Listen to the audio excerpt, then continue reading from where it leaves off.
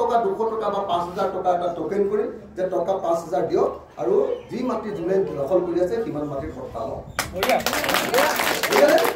বলে বাপক দিয়ে 50000 টকা দিব পাৰিব জানো পাৰিব নেকি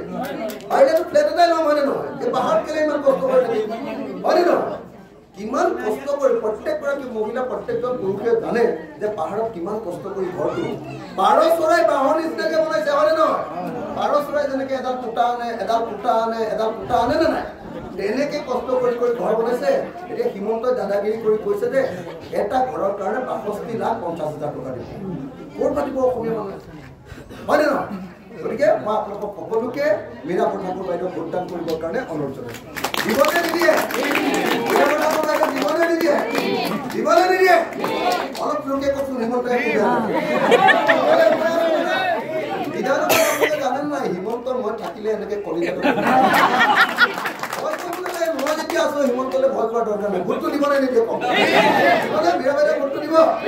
দিব সকলোকে মই পাহাৰবাসী ৰাইজ গুৱাহাটীবাসী ৰাইজ কষ্ট কৰি খোৱা মানুহ অটোলা ৰিক্সাৱালা ঠেলাৱালা দোকানত কাম কৰা মানুহ ফুটপাথত দোকান দিয়া মানুহ পাচলি ব্যৱসায় কৰা মানুহ প্ৰত্যেকজন অন্য কোম্পানীত কাম কৰা মানুহ প্ৰত্যেকজনকে আৰু চৰকাৰী চাকৰি কৰা মানুহ কোম্পানীত ডাঙৰ কাম কৰা মানুহ মই প্ৰত্যেকজন মানুহক আহ্বান জনাইছোঁ এবাৰ পৰিৱৰ্তনৰ সময় বিজেপিৰ গুণ্ডাগিৰি